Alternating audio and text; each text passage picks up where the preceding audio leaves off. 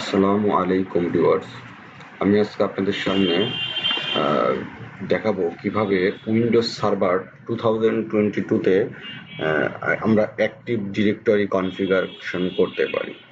তো active directory configuration করার জন্য আমি একটা ফ্রেশ উইন্ডোজ সার্ভার 2012 এর অপারেটিং সিস্টেম নিয়েছি, যেটাতে আমার কোনো কিছু ইনস্টল করা নাই। ফ্রেশ উইন্ডোজ সার্ভার 2022 ইনস্টল করা আছে। দেখেন, এই যে উইন্ডোজ সার্ভার 2022 স্ট্যান্ডার্ড। তো আমরা এটাতে যে কাজটা করব সেটা হলো অ্যাক্টিভ ডিরেক্টরি কনফিগারেশন করব।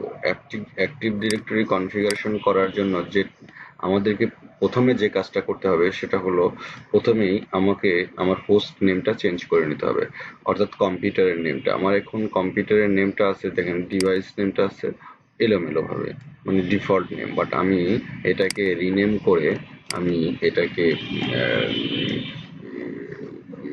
আমার মতো করে নাম দিচ্ছি। যেমন আমি এটার নাম দিব AD01 অথবা AD1 অথবা AD01 দিতে পারি।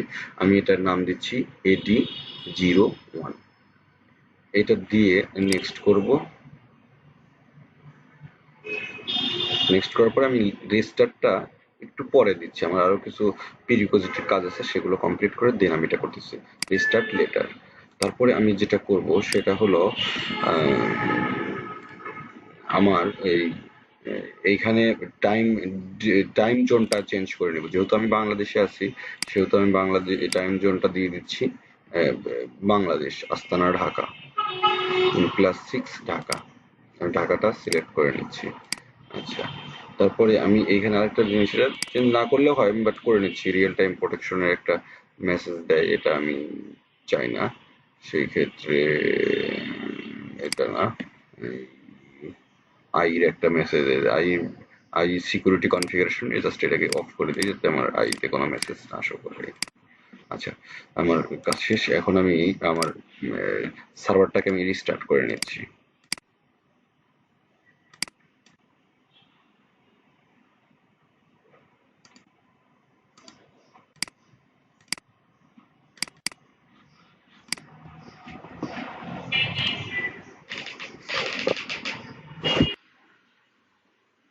আমাদের সার্ভারটা রিস্টার্ট হয়ে আবার রান হয়ে গেছে। দেন এখন আমরা যেটা করব, সার্ভার ম্যানেজারে চলে যাব। সার্ভারটা একটু রেডি হচ্ছে, রেডি হতে সার্ভার ম্যানেজার চলে ওপেন হয়ে গেছে। দেন সার্ভার ম্যানেজার থেকে ম্যানেজে চলে যাব add role and features. Add role and ফিচার্সে যাওয়ার পরে এখানে আমরা নেক্সট করব। নেক্সট এর পরে রোল বেস ফিচার ইনস্টলেশনে চলে যাব। রোল বেস থেকে আমার সার্ভারটা দেখাচ্ছে ডিফল্ট, এটা ডিফল্ট নেক্সট করব। এইবার আমরা সিলেক্ট করব অ্যাক্টিভ ডিরেক্টরি ডোমেন সার্ভিসটা আমরা ক্লিক করব, দেন টিক মার্ক করব, দেন আমরা নেক্সট করব। আমরা আর কোনো সার্ভিস এখনই করব না, জাস্ট অ্যাক্টিভ ডিরেক্টরিটাই করব। সেক্ষেত্রে আমরা নেক্সট করতেছি restart the destination server automatically if required. যদি রিস্টার্টের দরকার হয় তাহলে সে রিস্টার্ট নিবে। আমরা নেক্সট টিক চিহ্ন দিয়ে ইনস্টলেশন দিয়ে দিলাম। এবার সে ইনস্টল স্টার্ট হয়েছে। এখন স্টার্ট হয়ে যত কিছু অল্প কিছু সময় নিবে, দেন এটা ফিনিশ করার জন্য। এখানে আপনারা দেখতে পাচ্ছেন যে already installation process is running.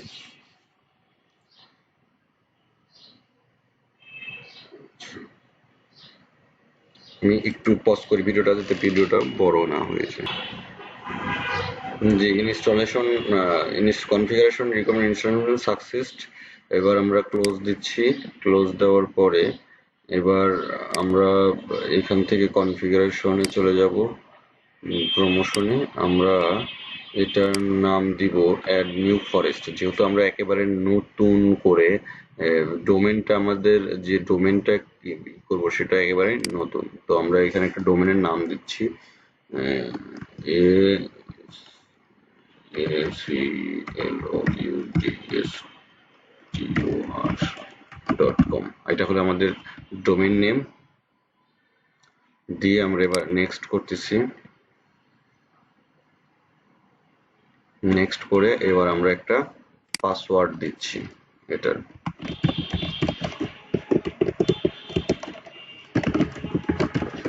এটা হলো রিস্টোর মোডের পাসওয়ার্ড। নেক্সট করছি। নেক্সট এখানে আমাদের একটু টাইম নেবে নেটবায়োস নেমটা ভেরিফিকেশন করার জন্য। নেটবায়োস নেমটা অ্যাসাইন হবে অটোমেটিকলি, চাইলে আপনারা ইচ্ছা মতো দিতেও পারবেন, বাট আমি ইচ্ছা মতো দিচ্ছি না, বাট যেটা আসছে সেটাই আমরা দিয়ে নেক্সট করতেছি।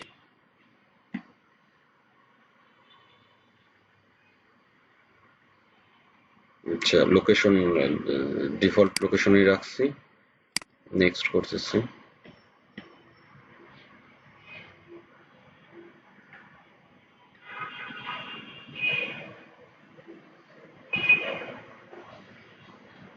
এবার ইনস্টল নাও প্রেস করতেছি। স্টার্টিং ইনস্টলেশন শুরু হয়ে গেছে, একটু সময় নেবে, আমরা ওয়েট করি।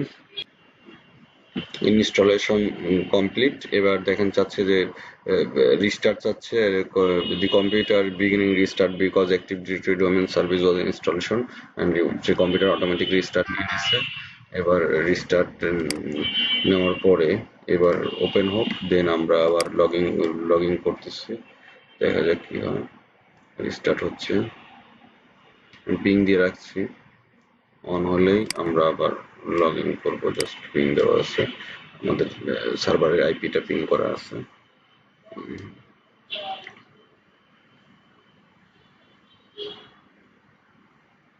হ্যাঁ, আমাদের সার্ভার পিং পাচ্ছে, তার মানে অন হয়ে গেছে। আমি এবার রিমোটলি লগ ইন করার জন্য চেষ্টা করি। লগ ইন হচ্ছে।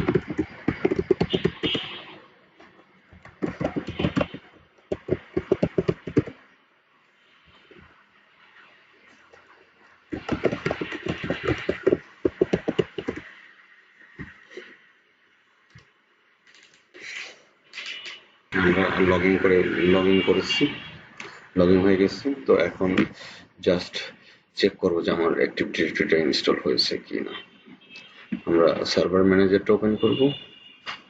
সার্ভার ম্যানেজারটা ওপেন করে টুলসে যাব, টুলস থেকে দেখবো যে active directory and domain, active directory user and computers. এখানে আমরা দেখতে পাবো যে আমাদের ডোমেন নামটা শো করছে, তার মানে আমাদের এটা ক্রিয়েট হয়ে গেছে। এটা আমাদের ডিফল্ট ইউজার, আমাদের অ্যাক্টিভ ডিরেক্টরি ইনস্টলেশন কমপ্লিট হয়ে গেছে। তো আজকের মতো এই পর্যন্তই ভিউয়ার্স। নেক্সট ভিডিওতে আমরা দেখাবো কিভাবে অ্যাক্টিভ ডিরেক্টরিতে আমার ওয়ার্ক স্টেশন পিসি ইউজার পিসি কানেক্ট করা যায়, মানে অ্যাক্টিভ ডিরেক্টরিতে কিভাবে ডোমেইনে জয়েন করানো যায় ইউজার ক্লায়েন্ট পিসি কে, সেটা আমি আপনাদেরকে দেখাবো। Thank you for watching.